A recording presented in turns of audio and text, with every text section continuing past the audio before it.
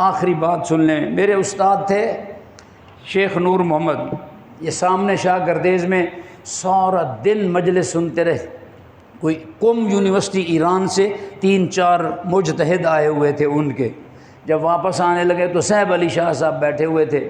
صاحب علی شاہ نے نوکر کو بھیجا کہ یہ شیخ نور محمد کو بلا کے لے آؤ۔ وہ لے گیا، کہنے لگا سنا ہے ہمارے علماء کو؟ نہیں سنا ہے۔ بھل کیا سمجھ آئی ہے؟ انہوں نے کہا سمجھ میں یہ آئی ہے کہ یہ سارا دن حضرت علی کو مشکل کشا کہتے رہے ہیں، شام کو کہنے لگے اس کو مشکلوں نے گھیر لیا تھا، عبد الرحمن ابن ملجم نے ان کو تلوار ماری، شہید ہو گیا، اور سارے مل کر اس کی مشکلوں پر ماتم کرے۔ سارا دن اس کو خدا کے برابر کیا، مشکل کشا کرا، پھر اس کو یہ کہا کہ بے بس تھا اور مارا گیا۔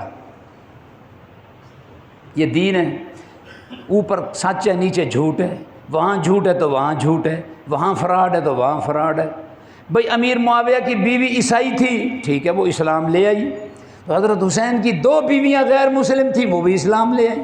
جو زبان درازی وہاں کرو گے وہاں کر لو۔ اللہ اکبر۔ میں ایک دعا کر رہا ہوں، اس میں آپ آمین تو کہیں گے، لیکن اس کی جو فہم ہے وہ میں آپ کو سمجھا دیتا ہوں۔ ربنا اغفر لنا ولاخواننا الذین سبقونا بالایمان ولا تجعل فی قلوبنا غلا للذین آمنوا ربنا انک رؤوف رحیم۔ ربنا اغفر لنا ولوالدینا وارحمہما کما ربیانا صغیرا۔ اللہ میرے والدین پر رحم فرما، جیسے میں چھوٹا تھا اور وہ مجھ پر رحیم تھے، مجھ پر رحم کرتے تھے۔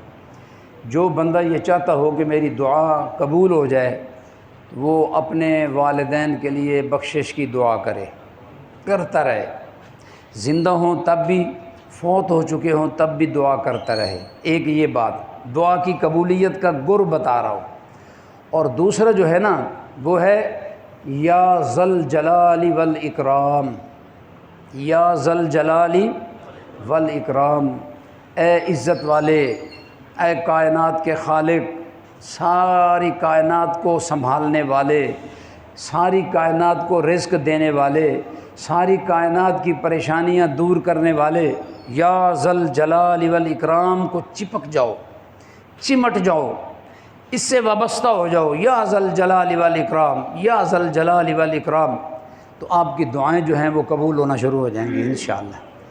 اللہ ہم سب کی بخشش فرما، اللہ ہمارے بیماروں کو صحت کاملہ عاجلہ عطا فرما۔